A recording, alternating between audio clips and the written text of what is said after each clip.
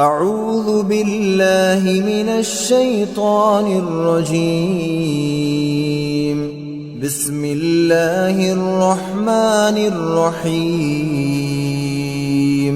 الحمد لله الذي أنزل على عبده الكتاب ولم يجعل له عوجا قيما لينذر بأسا شديدا من لدنه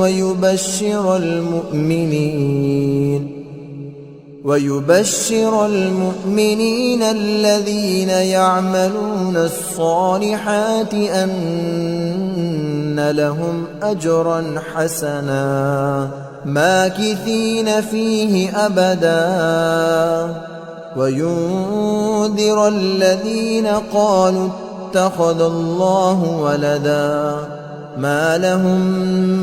به من علم ولا لآبائهم كبرت كلمة تخرج من أفواههم إن يقولون إلا كذبا فلعلك باخع نفسك على آثارهم إن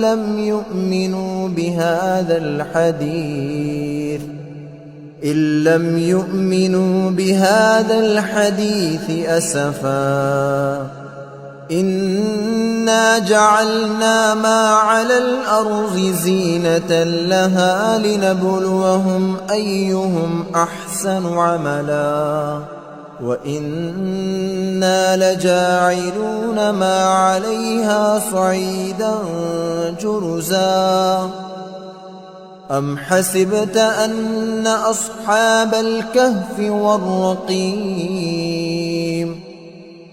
أصحاب الكهف والرقيم كانوا من آياتنا عجبا إذ أوى الفتية إلى الكهف فقالوا ربنا آتنا من لدنك رحمة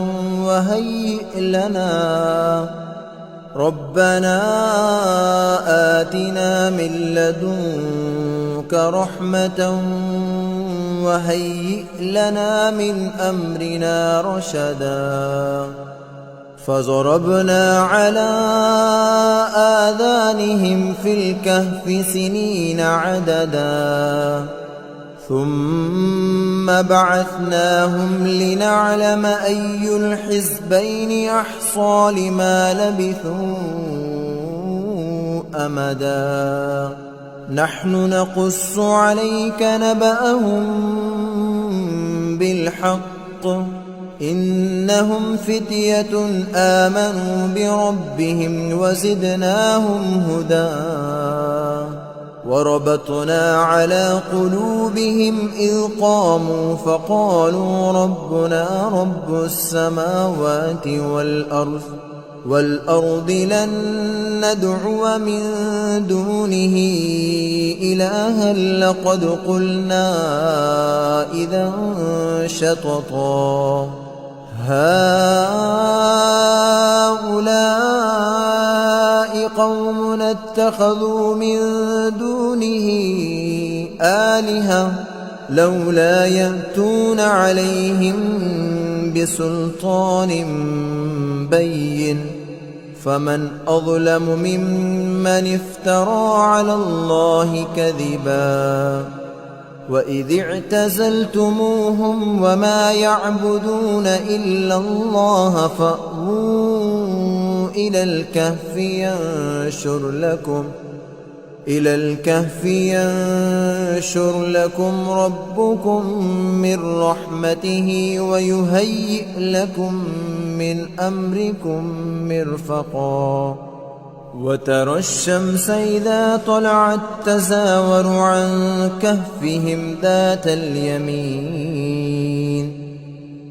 اليمين وإذا غربت تقرضهم ذات الشمال وهم في فجوة منه ذلك من آيات الله من يهد الله فهو المهتد ومن يضلل فلن تجد له وليا مرشدا وتحسبهم أيقاظا وهم رقود ونقلبهم ذات اليمين وذات الشمال وكلبهم باسط ذراعيه بالوصيد لو اطلعت عليهم لوليت منهم فرارا ولملئت منهم رعبا وكذلك بعثناهم ليتساءلوا بينهم قال قائل منهم كم لبثتم قالوا لبثنا يوما أو بعض يوم قالوا ربكم أعلم بما لبثتم فابعثوا أحدكم بورقكم هذه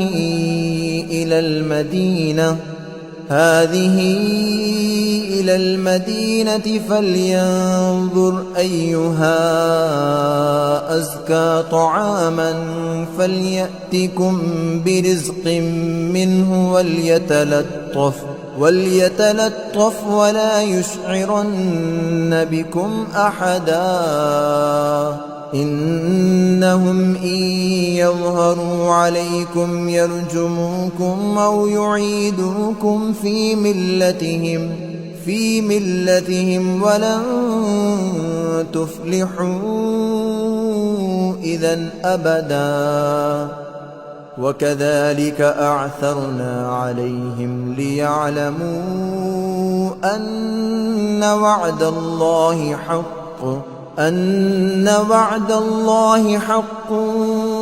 وأن الساعة لا ريب فيها إذ يتنازعون بينهم أمرهم فقالوا ابنوا عليهم بنيانا ربهم أعلم بهم قال الذين غلبوا على أمرهم لنتخذن عليهم مسجدا سيقولون ثلاثة رابعهم كلبهم ويقولون خمسة سادسهم كلبهم رجما بالغيب ويقولون سبعة وثامنهم كلبهم قل ربي أعلم بعدتهم ما يعلمهم إلا قليل فلا تمار فيهم إلا مراء ظاهرا ولا تستفت فيهم منهم أحدا ولا تقولن لشيء إني فاعل ذلك غدا إلا أن يشاء الله واذكر ربك إذا نسيت وقل عسى أن يهديني ربي لأقرب من هذا رشدا ولبثوا في كهفهم 300 سنين وازدادوا 9 قل الله أعلم بما لبثوا له غيب السماوات والأرض أبصر به وأسمع ما لهم من دونه من ولي ولا يشرك في حكمه أحدا واتل ما أوحي إليك من كتاب ربك لا مبدل لكلماته ولن تجد من دونه ملتحدا واصبر نفسك مع الذين يدعون ربهم بالغداة والعشي يريدون وجهه ولا تعد تريد زينة الحياة الدنيا ولا تطع من أغفلنا قلبه عن ذكرنا واتبع هواه وكان أمره فرطا وقل الحق من ربكم فمن شاء فليؤمن ومن شاء فليكفر إنا أعتدنا للظالمين نارا أحاط بهم سرادقها وإن يستغيثوا يغاثوا بماء كالمهل يشوي الوجوه بئس الشراب وساءت مرتفقا إن الذين آمنوا وعملوا الصالحات إنا لا نضيع أجر من أحسن عملا أولئك لهم جنات عدن تجري من تحتهم الأنهار يحلون فيها من أسابر من ذهب ويلبسون ثيابا خضرا من سندس واستبرق متكئين فيها على الأرائك نعم الثواب وحسنت مرتفقا واضرب لهم مثل الرجلين جعلنا لأحدهما جنتين من أعناب وحففناهما بنخل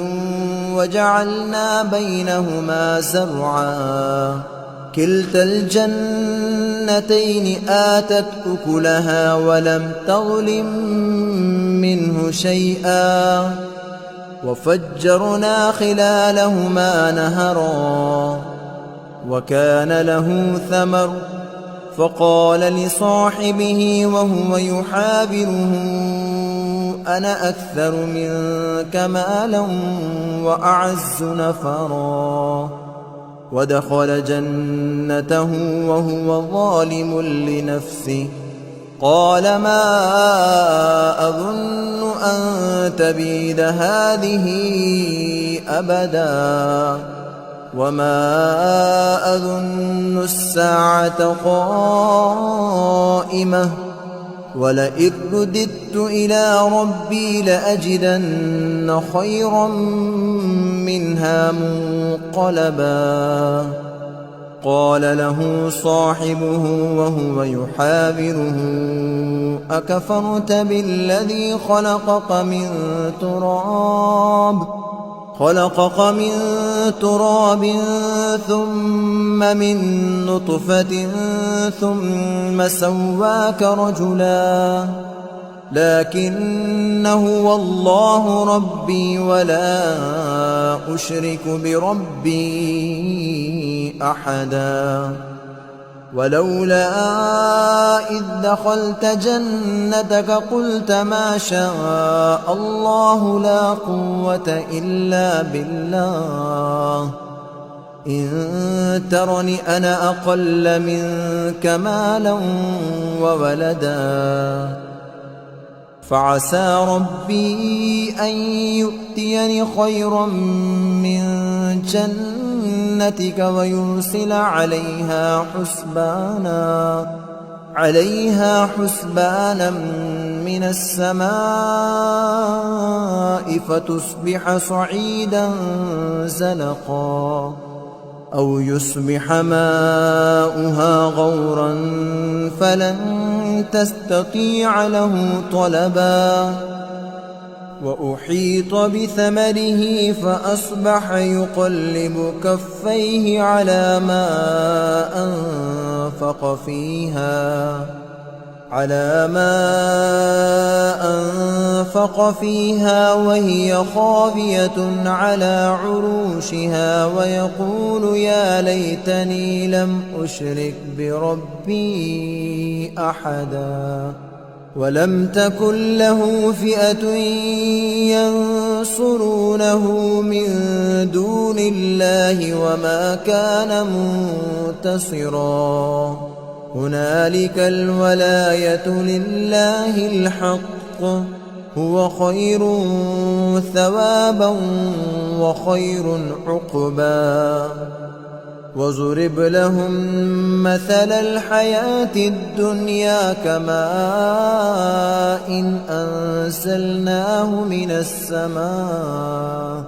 من السماء فاختلط به نبات الأرض فأصبح هشيما تذروه الرياح وكان الله على كل شيء مقتدرا المال والبنون زينة الحياة الدنيا والباقيات الصالحات خير عند ربك ثوابا وخير أملا ويوم نسير الجبال وترى الأرض بارزة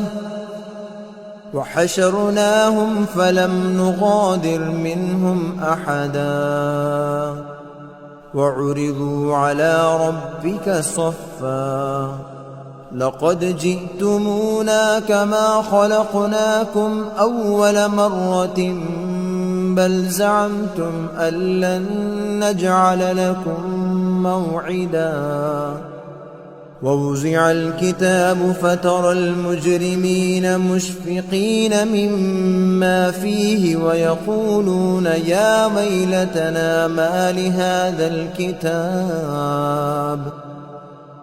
ويلتنا ما لهذا الكتاب لا يغادر صغيرة ولا كبيرة إلا أحصاها ووجدوا ما عملوا حاضرا ولا يظلم ربك أحدا وإذ قلنا للملائكة اسجدوا لآدم فسجدوا إلا إبليس كان من الجن ففسق عن أمر ربه أفتتخذونه وذريته أولياء من دوني وهم لكم عدو بئس للظالمين بدلا ما أشهدتهم خلق السماوات والأرض ولا خلق أنفسهم وما كنت متخذ المضلين عضدا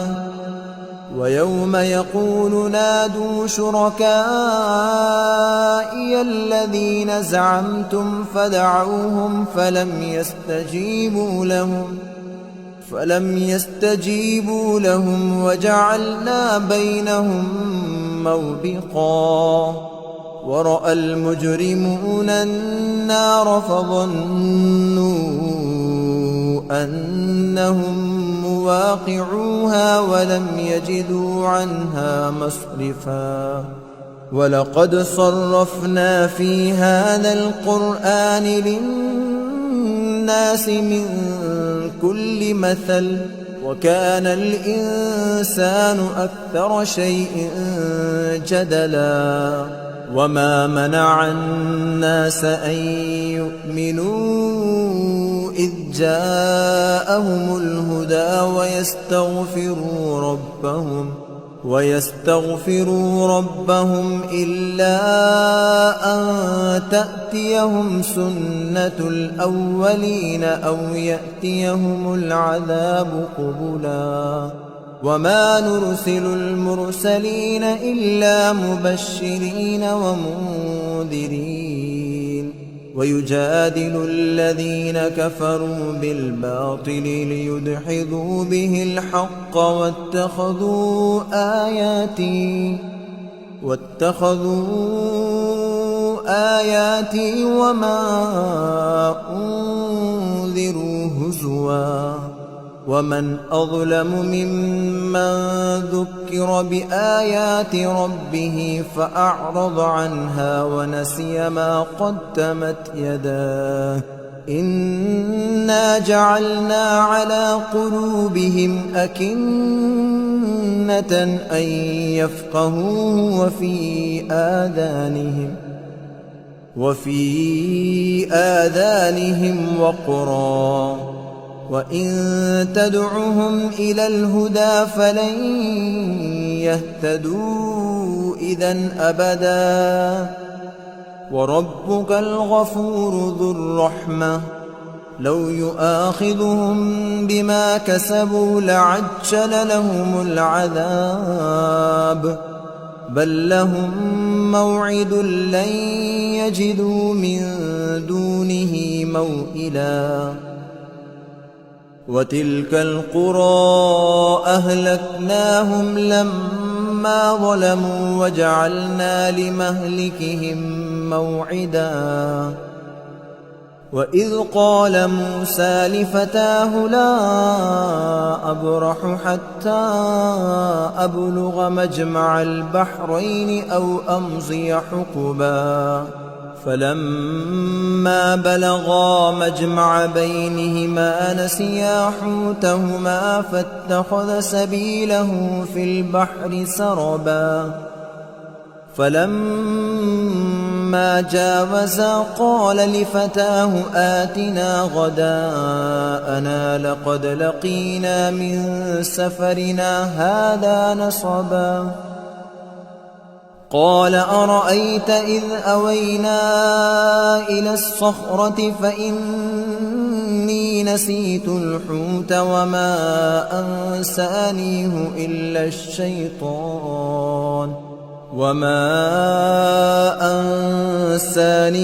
إلا الشيطان أن أذكره واتخذ سبيله في البحر عجبا قال ذلك ما كنا نبغي فارتدا على آثارهما قصصا فوجدا عبدا من عبادنا آتيناه رحمة من عندنا وعلمناه من لدنا علما قال له موسى هل أتبعك على أن تعلمني مما علمت رشدا قال إنك لن تستطيع معي صبرا وكيف تصبر على ما لم تحط به خبرا قال ستجدني إن شاء الله صابرا ولا أعصي لك أمرا قال فإن اتبعتني فلا تسألني عن شيء حتى أحدث لك منه ذكرا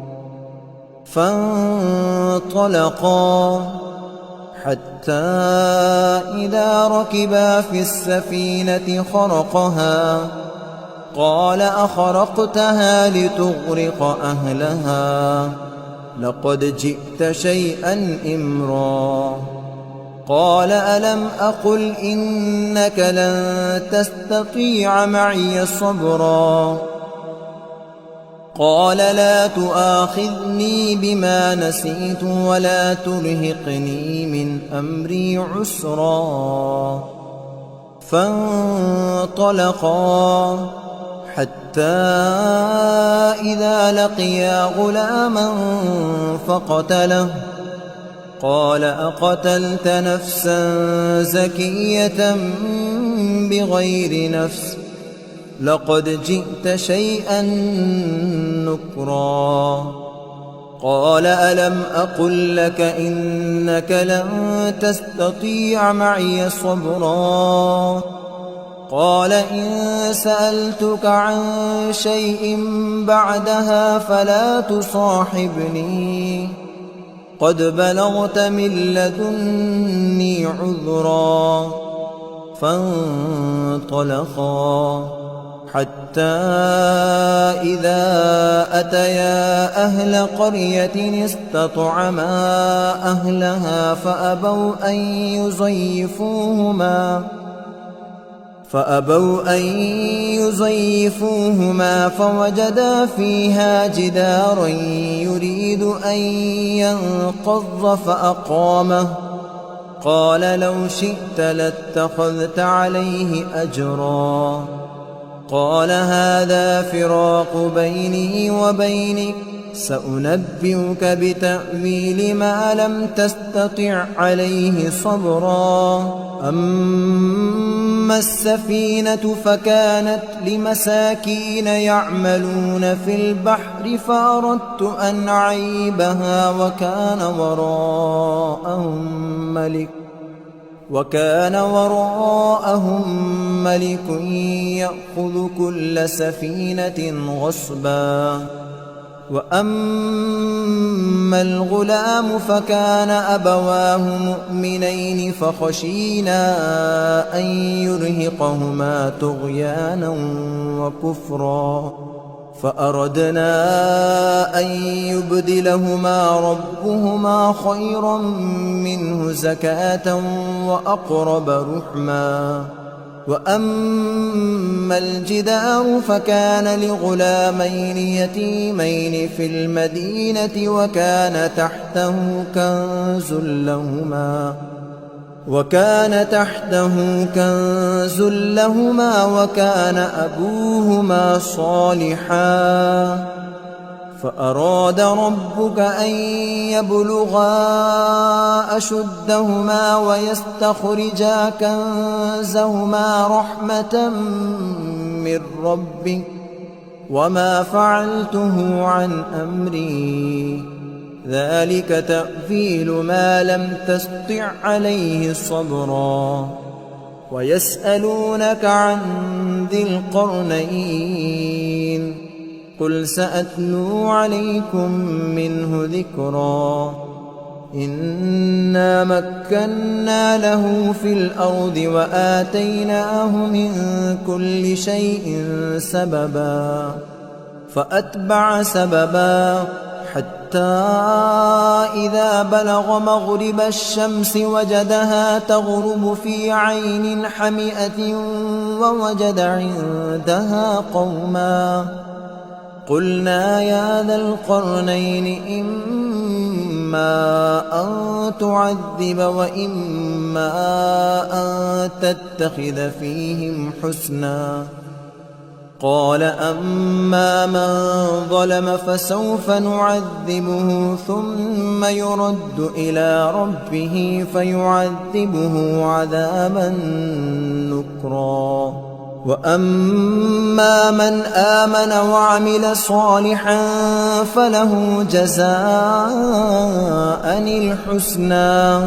وسنقول له من أمرنا يسرا. ثم أتبع سببا حتى إذا بلغ مطلع الشمس وجدها تطلع على قوم لم نجعل لهم من دونها سترا كذلك وقد أحطنا بما لديه خبرا. ثم أتبع سببا حتى إذا بلغ بين السدين وجد من دونهما قوما لا يكادون يفقهون قولا. قالوا يا ذا القرنين إن يأجوج ومأجوج مفسدون في الأرض فهل نجعل لك خرجا على أن تجعل بيننا وبينهم سدا. قال ما مكني فيه ربي خير فأعينوني بقوة أجعل بينكم وبينهم ردما. آتوني زبر الحديد حتى إذا ساوى بين الصدفين قال انفخوا حتى إذا جعله نارا قال آتوني أفرغ عليه قطرا فما استطاعوا أن يظهروه وما استطاعوا له نقبا قال هذا رحمة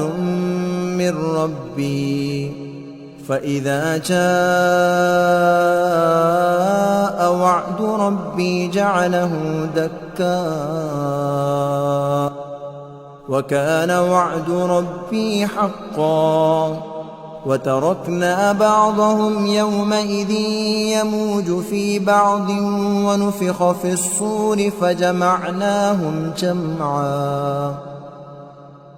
وعرضنا جهنم يومئذ للكافرين عرضا الذين كانت أعينهم في غطاء عن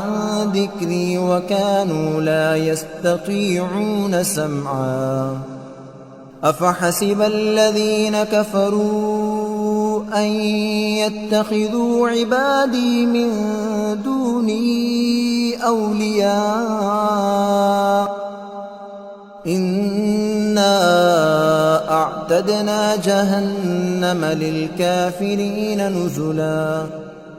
قل هل ننبئكم بالأخسرين أعمالا الذين ضل سعيهم في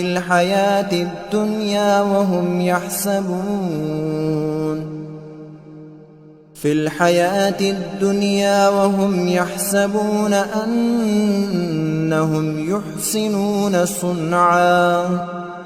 أولئك الذين كفروا بآيات ربهم ولقائه فحبطت أعمالهم فلا نقيم لهم يوم القيامة وزنا ذلك جزاؤهم جهنم بما كفروا واتخذوا آياتي ورسلي هزوا إن الذين آمنوا وعملوا الصالحات كانت لهم جنات الفردوس نزلا خالدين فيها لا يبغون عنها حولا قل لو كان البحر مدادا لكلمات ربي لنفد البحر قبل أن تنفد كلمات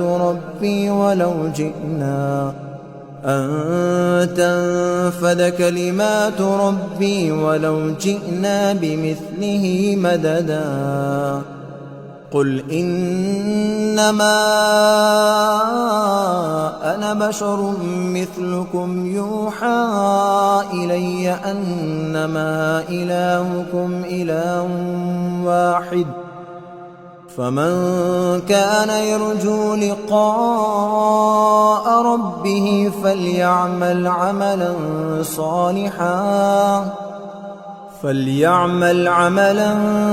صالحا ولا يشرك بعبادة ربه أحدا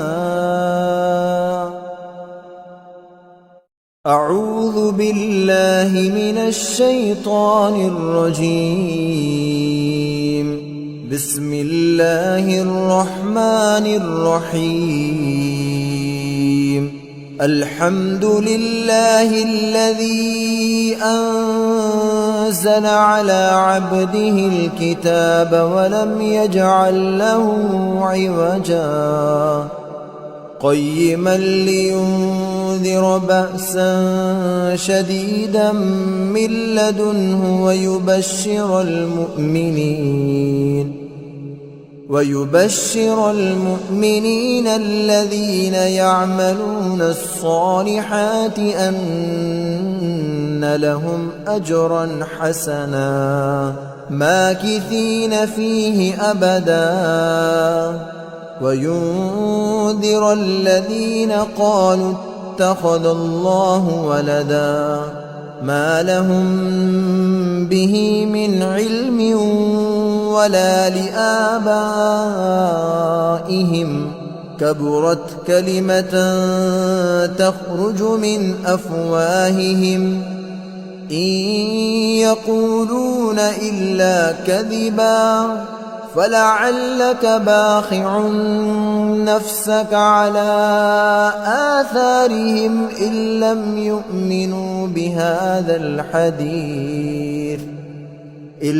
يؤمنوا بهذا الحديث أسفا إنا جعلنا ما على الأرض زينة لها لنبلوهم أيهم أحسن عملا وإنا لجاعلون ما عليها صعيدا جرزا أم حسبت أن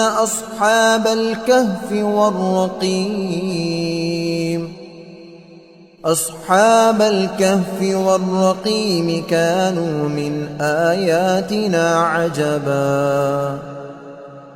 إذ أوى الفتية إلى الكهف فقالوا ربنا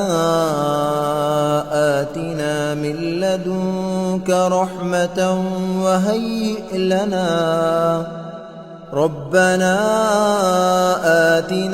لدنك رحمة وهيئ لنا من أمرنا رشدا فضربنا على آذانهم في الكهف سنين عددا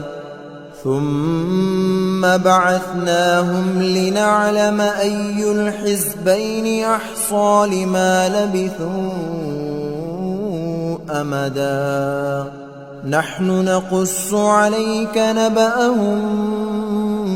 بالحق إنهم فتية آمنوا بربهم وزدناهم هدى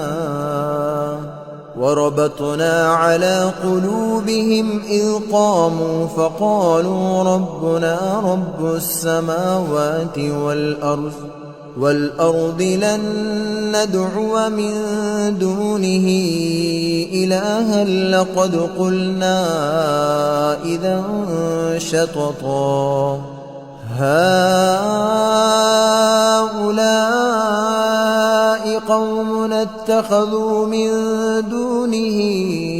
آلهة لولا يأتون عليهم بسلطان بين فمن أظلم ممن افترى على الله كذبا وإذ اعتزلتموهم وما يعبدون إلا الله فأووا إلى الكهف ينشر لكم ربكم من رحمته ويهيئ لكم من أمركم مرفقا وترى الشمس إذا طلعت تزاور عن كهفهم ذات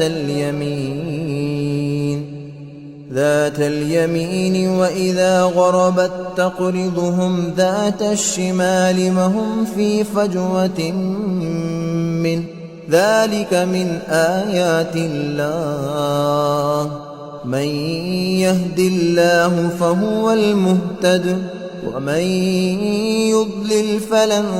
تجد له وليا مرشدا وتحسبهم أيقاظا وهم رقود ونقلبهم ذات اليمين وذات الشمال وكلبهم باسط ذراعيه بالوصيد لو اطلعت عليهم لوليت منهم فرارا ولملئت منهم رعبا وكذلك بعثناهم ليتساءلوا بينهم قال قائل منهم كم لبثتم قالوا لبثنا يوما أو بعض يوم قالوا ربكم أعلم بما لبثتم فابعثوا أحدكم بورقكم هذه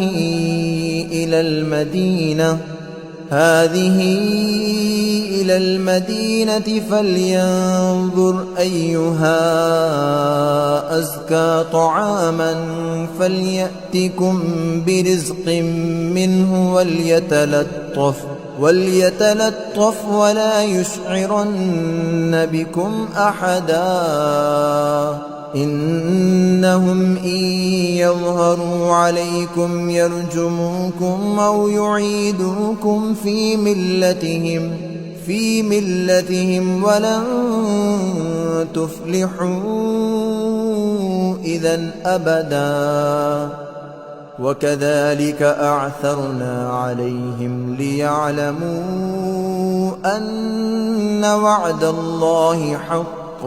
أن وعد الله حق وأن الساعة لا ريب فيها إذ يتنازعون بينهم أمرهم فقالوا ابنوا عليهم بنيانا ربهم أعلم بهم قال الذين غلبوا على أمرهم لنتخذن عليهم مسجدا سيقولون ثلاثة رابعهم كلبهم ويقولون خمسة سادسهم كلبهم رجما بالغيب ويقولون سبعة وثامنهم كلبهم قل ربي أعلم بعدتهم ما يعلمهم إلا قليل فلا تمار فيهم إلا مراء ظاهرا ولا تستفت فيهم منهم أحدا ولا تقولن لشيء إني فاعل ذلك غدا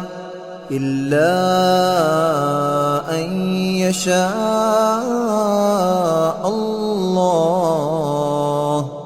واذكر ربك إذا نسيت وقل عسى أن يهديني ربي لأقرب من هذا رشدا ولبثوا في كهفهم 300 سنين وازدادوا 9 قل الله أعلم بما لبثوا له غيب السماوات والأرض أبصر به وأسمع ما لهم من دونه من ولي ولا يشرك في حكمه أحدا واتل ما أوحي إليك من كتاب ربك لا مبدل لكلماته ولن تجد من دونه ملتحدا واصبر نفسك مع الذين يدعون ربهم بالغداة والعشي يريدون وجهه ولا تعد عيناك عنهم تريد زينة الحياة الدنيا ولا تطع من أغفلنا قلبه عن ذكرنا واتبع هواه وكان أمره فرطا وقل الحق من ربكم فمن شاء فليؤمن ومن شاء فليكفر إنا أعتدنا للظالمين نارا أحاط بهم سرادقها وإن يستغيثوا يغاثوا بماء كالمهل يشوي الوجوه بئس الشراب وساءت مرتفقا إن الذين آمنوا وعملوا الصالحات إن إنا لا نضيع أجر من أحسن عملا أولئك لهم جنات عدن تجري من تحتهم الأنهار يحلون فيها من أساور من ذهب ويلبسون ثيابا خضرا من سندس واستبرق متكئين فيها على الأرائك نعم الثواب وحسنت مرتفقا واضرب لهم مثل الرجلين جعلنا لأحدهما جنتين من أعناب وحففناهما بنخل وجعلنا بينهما زرعا كلتا الجنتين آتت أكلها ولم تظلم منه شيئا وفجرنا خلالهما نهرا وكان له ثمر فقال لصاحبه وهو يحاوره أنا أكثر منك مالا وأعز نفرا ودخل جنته وهو ظالم لنفسه قال ما أظن أن تبيد هذه أبدا وما أظن الساعة قائمة ولئن رددت إلى ربي لأجدن خيرا منها منقلبا قال له صاحبه وهو يحاوره أكفرت بالذي خلقك من تراب ثم من نطفة ثم سواك رجلا لكن هو الله ربي ولا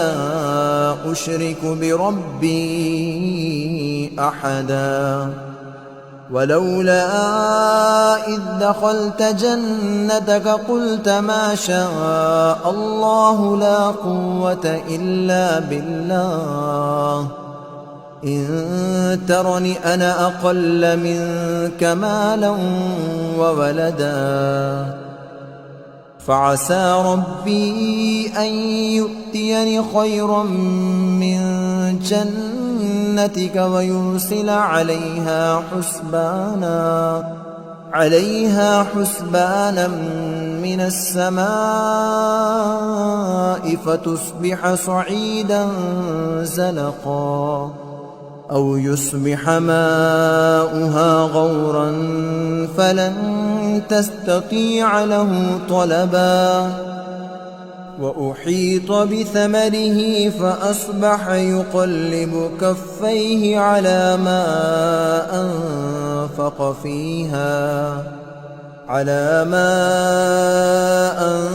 أنفق فيها وهي خاوية على عروشها ويقول يا ليتني لم أشرك بربي أحدا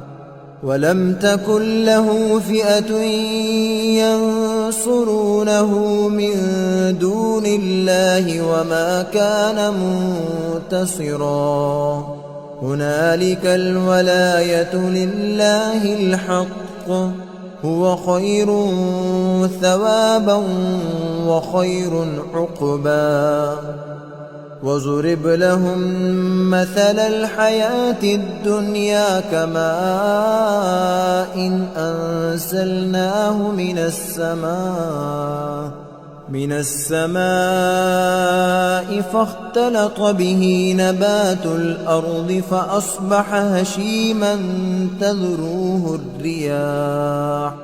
وكان الله على كل شيء مقتدرا المال والبنون زينة الحياة الدنيا والباقيات الصالحات خير عند ربك ثوابا وخير أملا. ويوم نسير الجبال وترى الأرض بارزة وحشرناهم فلم نغادر منهم أحدا وعرضوا على ربك صفا لقد جئتمونا كما خلقناكم أول مرة بل زعمتم أن لن نجعل لكم موعدا. ووزع الكتاب فترى المجرمين مشفقين مما فيه ويقولون يا ويلتنا ما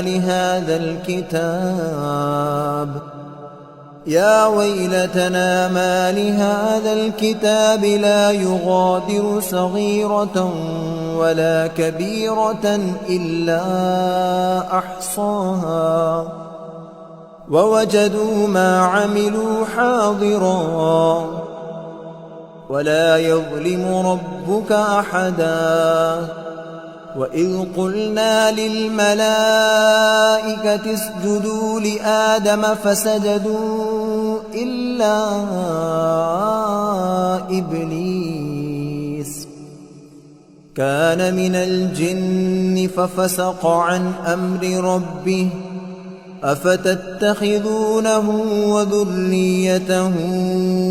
أولياء من دوني وهم لكم عدو بئس للظالمين بدلا. ما أشهدتهم خلق السماوات والأرض ولا خلق أنفسهم وما كنت متخذ المضلين عضدا. ويوم يقول نادوا شركائي الذين زعمتم فدعوهم فلم يستجيبوا لهم وجعلنا بينهم موبقا. ورأى المجرمون النار فظنوا أنهم مواقعوها ولم يجدوا عنها مصرفا. ولقد صرفنا في هذا القرآن للناس من كل مثل وكان الإنسان أكثر شيء جدلا. وما منع الناس أن يؤمنوا إذ جاءهم الهدى ويستغفروا ربهم إلا أن تأتيهم سنة الأولين أو يأتيهم العذاب قبلا. وما نرسل المرسلين إلا مبشرين ومنذرين ويجادل الذين كفروا بالباطل ليدحضوا به الحق واتخذوا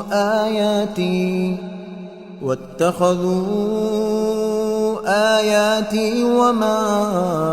أنذروا هزوا. ومن أظلم ممن ذكر بآيات ربه فأعرض عنها ونسي ما قدمت يداه إنا جعلنا على قلوبهم أكنة أن يفقهوه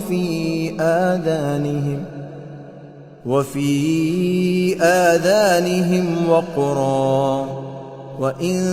تدعهم إلى الهدى فلن يهتدوا إذن أبدا. وربك الغفور ذو الرحمة لو يؤاخذهم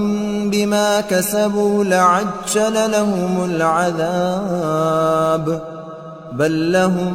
موعد لن يجدوا من دونه موئلا.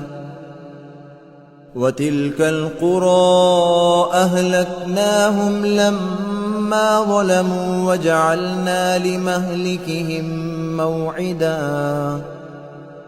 وإذ قال موسى لفتاه لا أبرح حتى أبلغ مجمع البحرين أو أمضي حقبا فلما بلغا مجمع بينهما نسيا حوتهما فاتخذ سبيله في البحر سربا فلما جاوزا قال لفتاه آتنا غداءنا لقد لقينا من سفرنا هذا نصبا قال أرأيت إذ أوينا إلى الصخرة فإني نسيت الحوت وما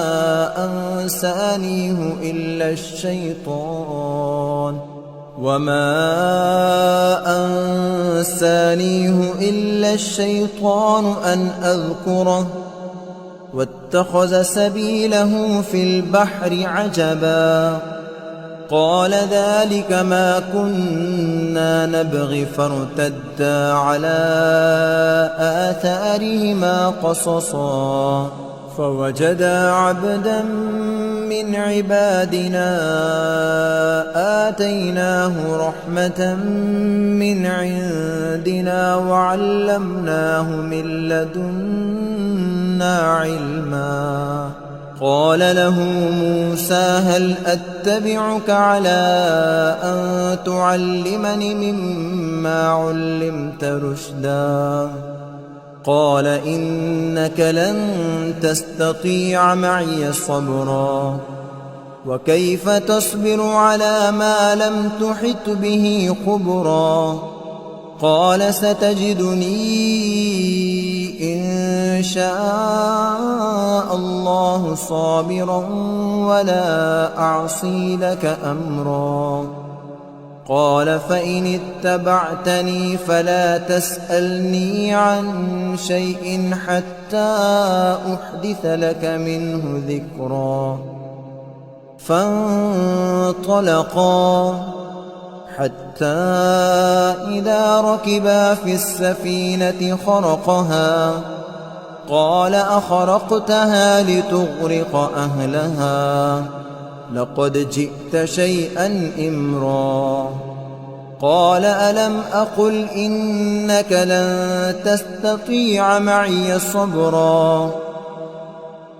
قال لا تؤاخذني بما نسيت ولا ترهقني من أمري عسرا فانطلقا حتى إذا لقيا غلاما فقتله قال أقتلت نفسا زكية بغير نفس لقد جئت شيئا نكرا قال ألم أقل لك إنك لن تستطيع معي صبرا قال إن سألتك عن شيء بعدها فلا تصاحبني قد بلغت من لدني عذرا فانطلقا حتى إذا أتيا أهل قرية استطعما أهلها فأبوا أن يضيفوهما فوجدا فيها جدارا يريد أن ينقض فأقامه قال لو شئت لاتخذت عليه أجرا قال هذا فراق بيني وبينك سأنبئك بتأويل ما لم تستطع عليه صبرا أما السفينة فكانت لمساكين يعملون في البحر فأردت أن أعيبها وكان وراءهم ملك يأخذ كل سفينة غصبا وأما الغلام فكان أبواه مؤمنين فخشينا أن يرهقهما طغيانا وكفرا فأردنا أن يبدلهما ربهما خيرا منه زكاة وأقرب رحما وأما الجدار فكان لغلامين يتيمين في المدينة وكان تحته كنز لهما وكان أبوهما صالحا فأراد ربك أن يبلغا أشدهما ويستخرجا كنزهما رحمة من ربك وما فعلته عن أمري ذلك تأويل ما لم تسطع عليه صبرا ويسألونك عن ذي القرنين قل سأتلو عليكم منه ذكرا إنا مكنا له في الأرض وآتيناه من كل شيء سببا فأتبع سببا حتى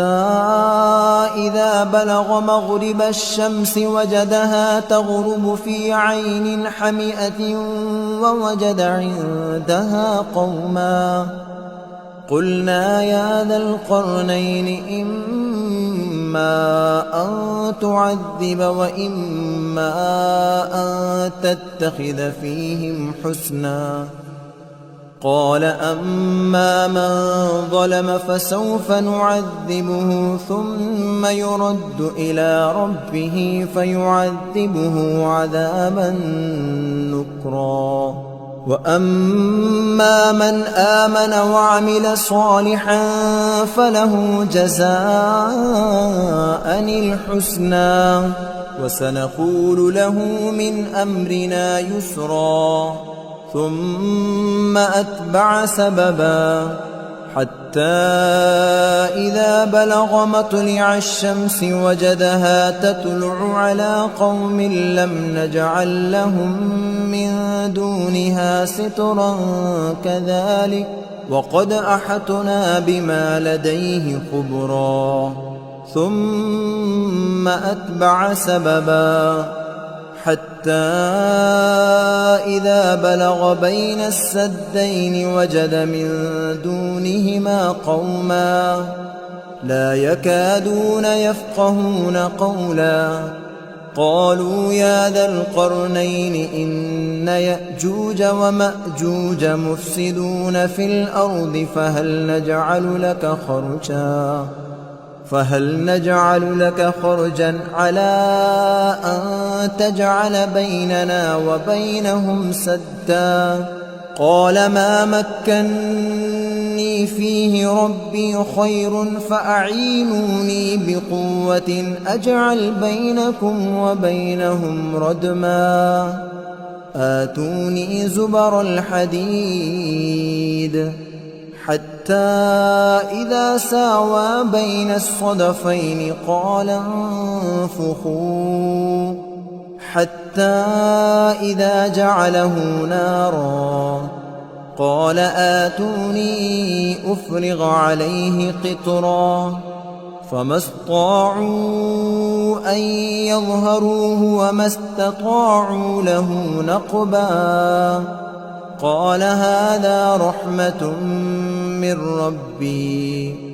فإذا جاء وعد ربي جعله دكا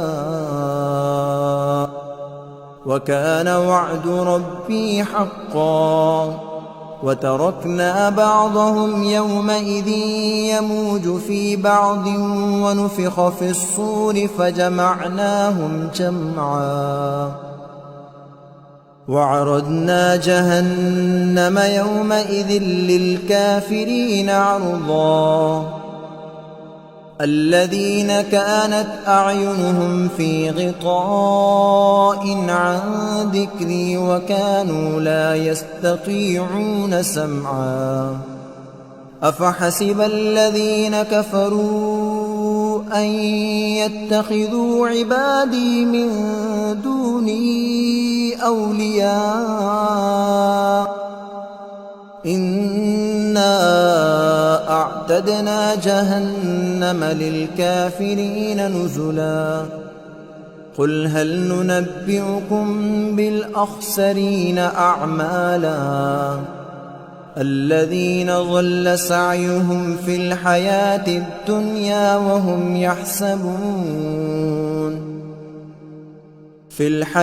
الدنيا وهم يحسبون أنهم يحسنون صنعا أولئك الذين كفروا بآيات ربهم ولقائه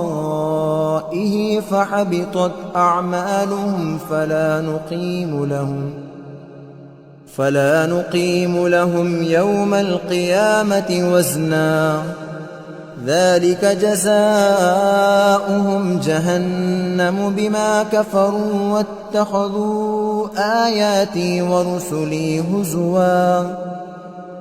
إن الذين آمنوا وعملوا الصالحات كانت لهم جنات الفردوس نزلا خالدين فيها لا يبغون عنها حولا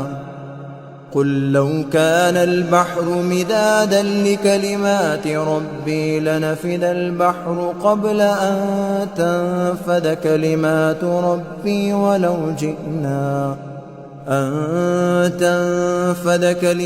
ربي ولو جئنا بمثله مددا قل إنما أنا بشر مثلكم يوحى إلي أنما إلهكم إله واحد فمن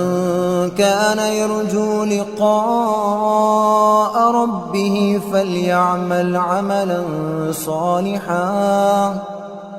فليعمل عملا صالحا